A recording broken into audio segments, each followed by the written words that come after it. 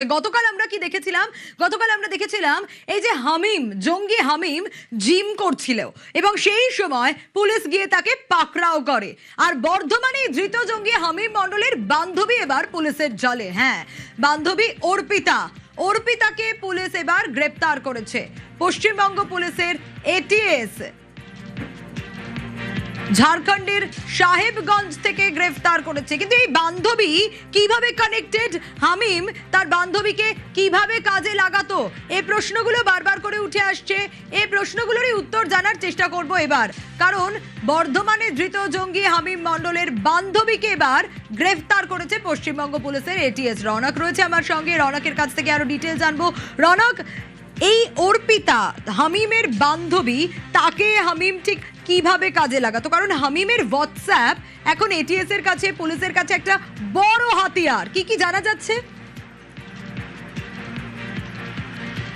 দেখো, একেবারে হামিম মণ্ডলকে গ্রেফতার করার পর তার যে চ্যাট পুলিশ দেখতে পেয়েছে সমাজ মাধ্যমে, সেখানে এই অর্পিতা সরকারের নাম উঠে এসেছে এবং এই অর্পিতা সরকারকেই মূলত কাজে লাগানো হতো যে কারণে এই জঙ্গি নাশকতা বা গুপ্তচর ভিত্তিতে আমরা এর আগেও দেখেছি হানি ট্র্যাপ, অর্থাৎ এইরকম ভাবেই কারোর সঙ্গে সম্পর্ক স্থাপন করা বা এই অর্পিতা সরকারকে দিয়ে যে সমস্ত তথ্য হামিম চাইতো, তাকে যে নির্দেশ দেওয়া হতো সেখানে ব্যবহার করা হতো। অর্পিতা সরকারকে বিভিন্ন ধরনের একের পর এক অ্যাসাইনমেন্ট দেওয়া হতো এবং তারপরই কিন্তু এই মুখ্যমন্ত্রী গতিবিধি থেকে শুরু করে আরও উচ্চপদে যারা ব্যক্তিত্ব রয়েছেন বা আধিকারিকরা রয়েছেন তাদের বিষয়ে জানার জন্য আরও ৩-৪ জনের সঙ্গে কথা বলার যে কাজ করতো, সেটা করতো কিন্তু এই অর্পিতা সরকার।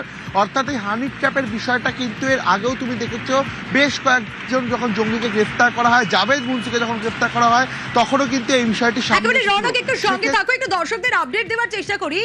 এই হামিম খুব অদ্ভুত ভাবে তার বান্ধবীকেও কাজে লাগাতো। কিভাবে কাজে লাগাতো? হোয়াটসঅ্যাপের মাধ্যমে। হ্যাঁ, খুঁটি নাটি সবকিছু এই বান্ধবীকে বিভিন্ন জায়গায় পাঠাতো।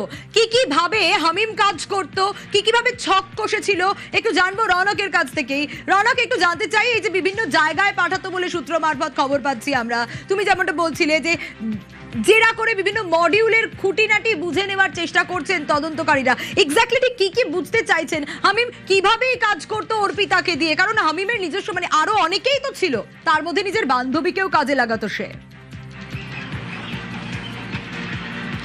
দেখা, একেবারে হামিমের সঙ্গে বেশ কয়েকজন যুক্ত থাকার বিষয় সামনে আসছে। সেই জায়গা থেকে অর্পিতা একটা গুরুত্বপূর্ণ ভূমিকা, কারণ যে বিষয়টি জানা যাচ্ছে তাকে কাজে লাগিয়ে যে নির্দেশ হামিমের কাছে আসতো এই জৈশ-ই মোহাম্মদের গ্রুপের কাছ থেকে বা বিভিন্ন জঙ্গি সংগঠনের কাছ থেকে, সেই নির্দেশগুলো পালনের ক্ষেত্রে অর্পিতাকে ব্যবহার করা হতো এবং তার বান্ধবীকে দিয়েই কিন্তু বেশ কয়েকজন প্রভাবশালী অর্থাৎ প্রভাবশালী যারা রয়েছেন তাদের সঙ্গে তার এই বান্ধবী কথা বলতেন।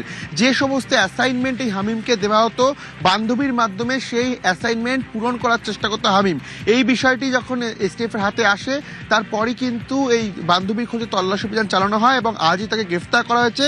আমরা এসটিএফ সূত্রে জানতে পারছি আজকে তাকে আদালতে তুলে নিজেদের হেফাজতে নেওয়ার আবেদন জানানো হবে এবং শুধু তাই নয়, হামিম এবং তার বান্ধবী দুজনকে মুখোমুখি বসিয়ে জেরা করা হবে, কারণ এই মডিউলের পেছনে আরো বেশ কয়েকজন যুক্ত থাকতে পারে এমনটাই। একদম, এর সঙ্গে আরো অনেক বেশ কয়েকজন যুক্ত আছে তা বলার অপেক্ষা রাখে না। কিন্তু রনক, একটা বিষয় জানতে চাইবি যে ঝাড়খণ্ডের সাহেবগঞ্জ থেকে তাকে গ্রেফতার করা হলো, আসলে জানা যাচ্ছে কি অর্পিতা কোথাকার বাসিন্দা, কোথায় থাকতো, ঝাড়খণ্ডে কি চলে গেছিল নাকি ঝাড়খণ্ডেরই বাসিন্দা? দেখো, যেটা জানা যাচ্ছে অর্পিতা ঝাড়খণ্ডেরই বাসিন্দা। সমাজ মাধ্যম মারফত এই হামিমের সঙ্গে তার আলাপ হয়। বেশ কয়েক বছর ধরেই হামিমের সঙ্গে তার কথোপকথনের যে চ্যাট ডিটেলস তা ইতিমধ্যে এসটিএফ পেয়েছে। সেখানেই সন্দেহ জাগে যে কিছু কথাবার্তা বা কিছু চ্যাট দেখে দেখা যায় যে কিছু সংবেদনশীল কথাবার্তা দুজনের মধ্যে হয় এবং কিছু নেতা বা মুখ্যমন্ত্রী সম্পর্ক, তার গতিবিধি, এই সম্পর্ক তথ্য আদান প্রদানের বিষয়ে কিন্তু অর্পিতাকে ব্যবহার করা হতো। সেই জায়গায় দাঁড়িয়ে আসলে এদের কি ছক ছিল, যে নাশকতার ছক ছিল, তার পেছনে আরো বেশ কয়েকজন যুক্ত থাকতে পারে এবং সব থেকে বড় যে প্রশ্নটা উঠছে, কোন রকম কি স্লিপার সেল এখানে ছিল যা ওপর থেকে নির্দেশ দেওয়ার পর সেটা অ্যাক্টিভ হওয়ার সম্ভাবনা ছিল কিনা, এই বিষয়ে জিজ্ঞাসাবাদের জন্যই কিন্তু অর্পিতা এবং হামিমকে মুখোমুখি বসিয়ে এসটিএফের তরফ থেকে জেরা করার একটা বিষয় বিষয় সামনে আসছে। এবং শুধুই কি হামিম মণ্ডল, নাকি এর পেছনে বড় একটা কোনো র্যাকেট, যেটা তোমায় বলছেন স্লিপার সেল, তা রয়েছে।